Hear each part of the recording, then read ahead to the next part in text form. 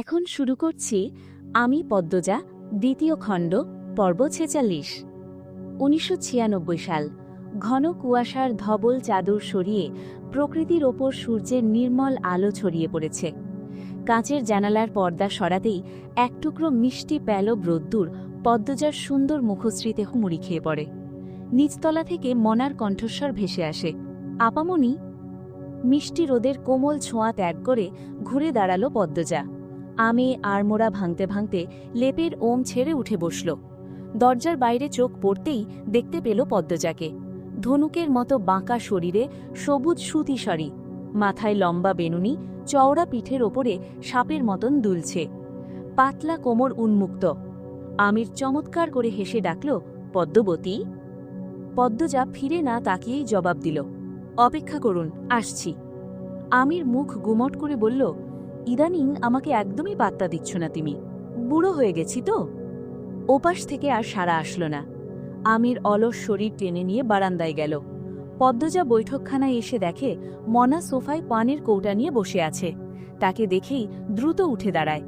৯ বছরের মনা এখন ১৪ বছরের ছটফটে কিশোরী।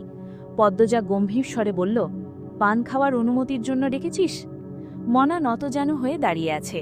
সে মাথা নত অবস্থায় রেখেই চোখ উল্টিয়ে তাকিয়ে পদ্মজাকে দেখল একবার, এরপর আবার চোখ নামিয়ে নিয়ে বলল, অনেক দিন খাই না আপামনি, একটা খেতে দাও না।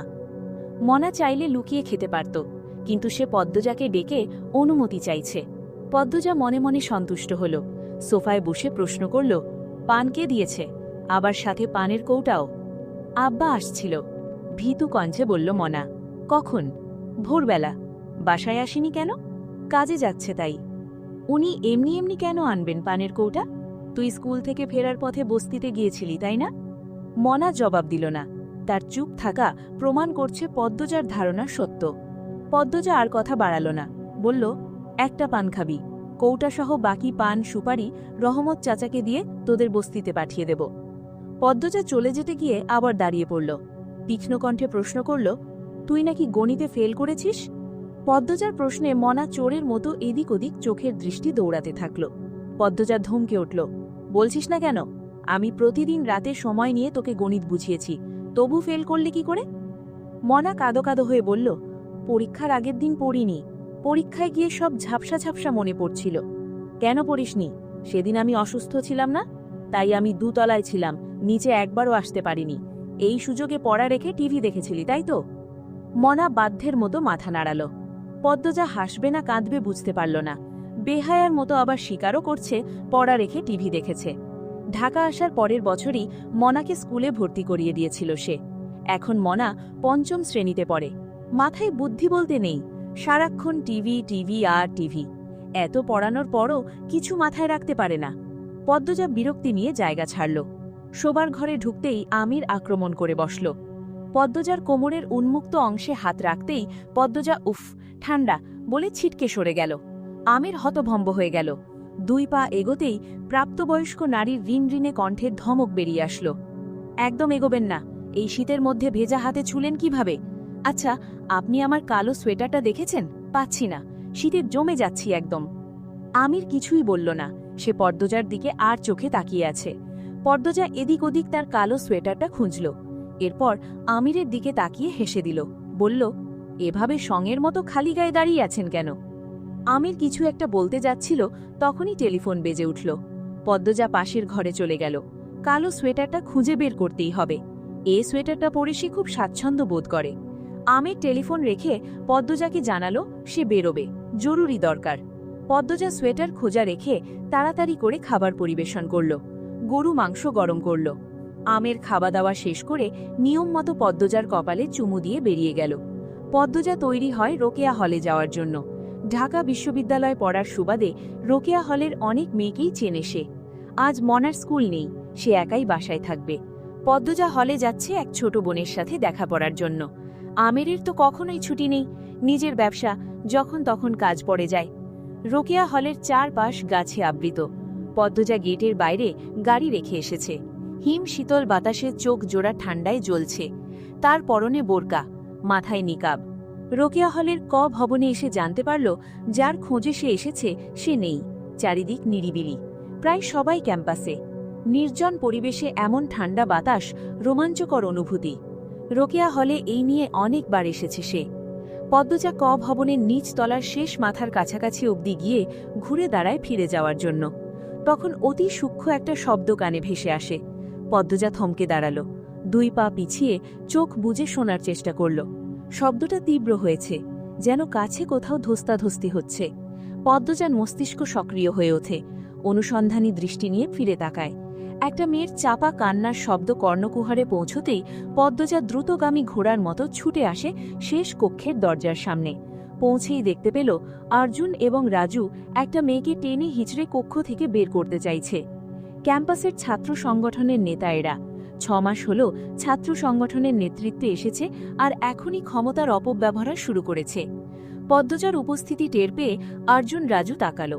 মেয়েটা ভয়ে কাঁপছে। পদ্মজাকে দেখে মেয়েটা ছুটে আসতে চাইলে অর্জুন ধরে ফেলে। পদ্মজা বেশ শান্তভাবেই বলল, ক্ষমতার অপব্যবহার করতে নেই, ছেড়ে দাও মেয়েটাকে। পদ্মজার কণ্ঠ মেয়েটা চিনতে পারল, অস্ফুটভাবে ডাকল, পদ্ম আপা। এরপর বলল, পদ্ম আপা, আমি মিঠি। পদ্ম আপা, ওরা আমাকে জোর করে তুলে নিয়ে যাচ্ছে, আমাকে বাঁচাও। পদ্মজা ভালো করে খেয়াল করে চিনতে পারল মিঠিকে। অর্জুন মিঠির গালে শরীরের সব শক্তি দিয়ে থাপ্পড় মারে এবং রাজুকে বলে, এরে ঘাড়ে ওঠা। এই, আপনি সরেন, মাঝে হাত ঢুকাবেন না, বিরক্ত করা একদম পছন্দ না আমার। পদ্মজা বাধা হয়ে দাঁড়াল, বলল, দেখো, মা জাতিকে এভাবে অপমান করতে নেই। হাতে ক্ষমতা পেয়েছ, সৎভাবে চলো, সবার ভালোবাসা পাবে। এভাবে নিজেরা অন্যের ইজ্জত নষ্ট করছো, সেই সাথে নিজেদের পাপী করছো। এই, ফোট এখান থেকে, নীতি কথা শোনাতে আসছে। ভালোভাবে বলছি, ভেজাল না করে ছেড়ে দাও। নারীকে নারী রূপে রাখতে দাও, শক্ত হতে বাধ্য করো না। অর্জুন রাগে দাঁতে দাঁত কেমড়ে বলল, আর একটা কথা বললে জামা কাপড় খুলে মাঠে ছেড়ে দেব। কথাটা শেষ করে অর্জুন চোখের পলক ফেলতে পারল না। তার আগে পদ্মজার 5 আঙ্গুলের দাগ বসে যায় অর্জুনের গালে। অর্জুন রক্তিম চোখে কিরমির করে তাকায়। মিঠিকে ছেড়ে পদ্মজার গলায় চেপে ধরে। পদ্মজার সঙ্গে সঙ্গে অর্জুনের অন্ডকোষ বরাবর লাথি বসিয়ে দেয়। অর্জুন কুকড়িয়ে ওঠে, অন্ডকোষে 2 হাত রেখে বসে পড়ে। রাজু বিশ্রী গালিগালাজ করে এবং পদ্মজার দিকে তেড়ে আসে। পদ্মজা মেঝে থেকে ইঁট তুলে অর্জুনের মাথা লক্ষ্য করে ছুঁড়ে মারে। মিঠি ভয়ে চোখ খিচে ফেলে। রাজুর কপাল ফেটে রক্তের ধারা নামে। অর্জুন আকস্মাৎ চোপকার করে বসে পড়ে। গলায় হাত দিয়ে দেখে গলাটা শরীর থেকে আলাদা হয়ে যায়নি, চামড়া ছিঁড়েছে শুধু। তার হৃৎপিণ্ড যেন মাত্রই মৃত্যু সাক্ষাৎ পেল। পদ্মজার অভিজ্ঞ হাত তার কলিজা শুকিয়ে দিয়েছে। মেঝেতে বসে হাঁপিয়ে ওঠে। পদ্মজার ছুরির রক্ত অর্জুনের গেঞ্জিতে মুছে বলে, তোমাদের ভাগ্য ভালো, পদ্মজার হাতে পড়েছ, হেমলতার হাতে পড়নি। এরপর মিঠিকে প্রশ্ন করে, আমার জানা মতে তুমি প্রথম বর্ষে আছো, আর হলে 2য় তলায় থাকার কথা, এখানে আসলে কি করে? মিঠির ভয় এখনো পুরোপুরি কাটেনি। সে ঠোঁট ভিজিয়ে নিয়ে বলল, আমি কদিন অসুস্থ ছিলাম, ক্যাম্পাসে যেতে পারিনি। অর্জুন দাদা নাজমাকে দিয়ে আমাকে ডেকেছিল। অমনি চলে এসেছ? কয়দিন আগে 3য় বর্ষের একটা মেয়ের কি হাল হয়েছে দেখনি, শুনোনি? এরপরও এদের ডাকে সাড়া দিলে কেন? না দিলেও উপায় নেই। পদ্মজা আর কিছু বলতে পারল না। মিঠিকে নিয়ে কক্ষ থেকে বেরিয়ে পড়ে। এরপর নিকাব পড়তে পড়তে বলল, এসব বেশি দিন সহ্য করা যায় না। মেয়েরা হলে এসে থাকে পড়াশোনার জন্য, আর এসব নির্যাতনের শিকার হতে হয়। তোমার চেনা জানা আরও যারা মানসিক শারীরিকভাবে ভুক্তভোগী আছে, সবার নামের তালিকা আমাকে দিতে পারবে। মিঠি জানতে চাইল, কেন? সবাইকে নিয়ে প্রশাসনের কাছে যাব। তাদের নীরবতা আর মেনে নেব না। ক্যাম্পাসে আসার পর থেকে নেতাদের অপকর্ম দেখছি, থামানোর চেষ্টা করেছি। 1 2 থামে, আরও 10 জন বাড়ে। এইবার আমাদের আন্দোলন করতে হবে। মিঠি মিনমিনিয়ে বলল, কেউ ভয়ে আন্দোলন করতে চায় না। অনেকবার দিন তারিখ ঠিক হয়েছে শুনেছি। এরপর যাদের আসার কথা ছিল তাদের মধ্যে 80% আসত না। অনেককে বাসায় আক্রমণ করা হয়েছে। পদ্মজার বুক ফুঁড়ে দীর্ঘশ্বাস বেরিয়ে আসলো। সমাজে মেয়েরা এত দুর্বল? তাদের দেহের লুকায়িত আকর্ষণীয় ছন্দগুলো না থাকলে হয়তো তারাও সাহসী হতো। ছন্দ হারানোর ভয় থাকত না, কাউকে ভয় পেতে হতো না। পদ্মজা মিঠিকে বলল, তুমি বরং কয়দিন বাড়ি থেকে ঘুরে আসো। এখানে থাকা তোমার জন্য এখন বিপজ্জনক। আমি আগামীকাল গ্রামে যাচ্ছি। আমার আম্মার মৃত্যুবার্ষিকী। ছোট বোনের মেট্রিক পরীক্ষা 1.5 মাস পর। আরেক বোনের বিয়ে দেওয়ার কথা ভাবছি। 1.5 মাসের মতো গ্রামে থাকব। এরপর এসেই নেতাদের ব্যবস্থা করব। তোমাদের বর্ষের শিখা আছে না? বেশ সাহসী মেয়েটা।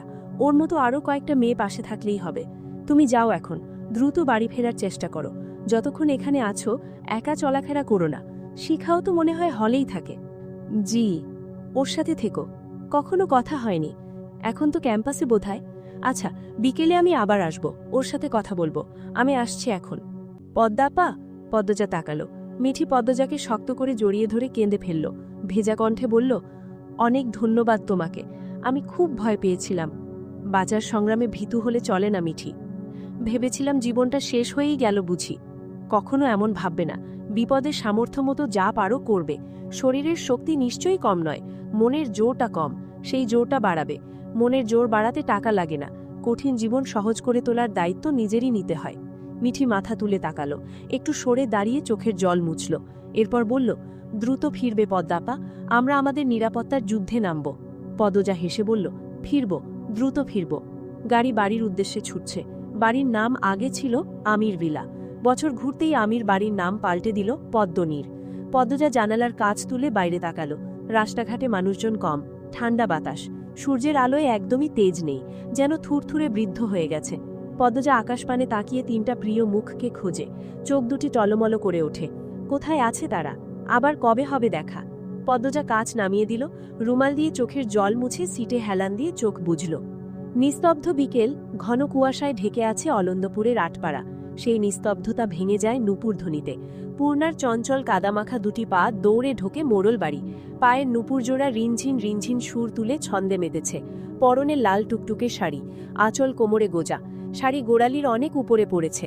বাড়িতে ঢুকেই চেঁচিয়ে ডেকে উঠল, বড় আম্মা, ও বড় আম্মা। বাসন্তী রান্নাঘর ছেড়ে দৌড়ে আসেন। হাতের চুড়িগুলো ঝনঝন করে ওঠে। মুখে বয়সের ছাপ পড়েছে, তাও কিঞ্চিত।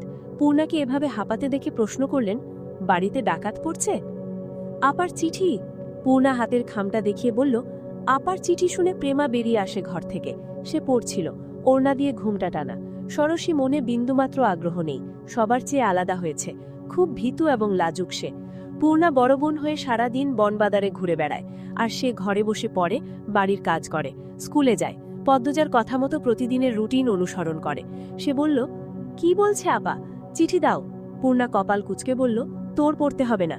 বলছে মাঘ মাসের ১৯ তারিখ আসছে, অনেক দিন থেকে যাবে। আজ কত তারিখ? প্রশ্ন করলেন বাসন্তী। পূর্ণা কাঁদো কাঁদো হয়ে বলল, ১৯শে মাঘ। বাসন্তীর চোখ দুটি যেন কোটর থেকে বেরিয়ে আসতে চাইল। বিস্ফোরিত কণ্ঠে বললেন, আজই? বিকেল তো হয়ে গেছে। পূর্ণা অস্থির হয়ে বাসন্তীর কাছে দৌড়ে আসে। দুই হাতে ধরে করুণ স্বরে বলে, তাড়াতাড়ি সালোয়ার কামিজ বের করো আমার, এই রূপে দেখলে একদম মেরে ফেলবে আপা। বাসন্তী আরও করুণ স্বরে বলেন, মা, আমি আগে আমার রূপ পাল্টাই, তুমি তোমারটা খুঁজে নাও। কথা শেষ করেই বাসন্তী ঘরের দিকে যান। বুক দুরু দুরু কাঁপছে। পরনে ঝিলমিল ঝিলমিল করছে টিয়া রঙের শাড়ি, দুই হাতে ৩ ডজন চুড়ি, কপালে টিপ, ঠোঁটে লিপস্টিক। এই অবস্থায় পদ্মজা দেখলে কেলেঙ্কারি হয়ে যাবে। তিনি সাজগোজ পূর্ণার কথায় ছেড়ে দিয়েছিলেন। এরপর পূর্ণার কথাই আবার দুজন মিলে শুরু করেছেন। পদ্মজা ১-২ দিনের জন্য প্রতি শীতে বাড়ি আসে। তখন সব রং বেরঙের জিনিস লুকিয়ে রাখা হয়। পূর্ণা চিঠি প্রেমার হাতে দিয়ে ঘরে যায়। ট্রাঙ্কস খুলে সাদা কালো রঙের সালোয়ার কামিজ দ্রুত পরে নেয়। হাতের চুড়ি খুলতে গিয়ে কয়েকটা ভেঙে যায়। অন্যবার ২-৩ দিন আগে চিঠি আসে। আর আজ যেদিন পদ্মজা আসছে সেদিনই চিঠি আসতে হলো। ১০ দিন আগে চিঠি পাঠিয়েছে পদ্মজা। ডাকঘর থেকেই দেরি করেছে। পূর্ণা মনে মনে ডাকঘরের কর্মচারীদের গালি দিয়ে ১৪ গোষ্ঠী উদ্ধার করছে। সে দ্রুত জুতো পরে বারান্দায় আসে। প্রেমাছে তাড়া দিল, জলদি পানি নিয়ে আয়। প্রেমার বেশ লাগছে। সে মনে প্রাণে দোয়া করছে পদ্মজা এক্ষুনি এসে যাক আর দেখুক পূর্ণার সাজগোজ। কিন্তু প্রকাশ্যে পূর্ণার আদেশ রক্ষার্থে কলসি নিয়ে কলপারে গেল। পূর্ণা মনে মনে আয়াতুল কুরসি পড়ছে। এই বুঝি পদ্মজা এসে গেল। গতবার মার তো খেয়েছেই, তার সাথে পদ্মজা রাগ করে ৩ মাস চিঠি লেখেনি।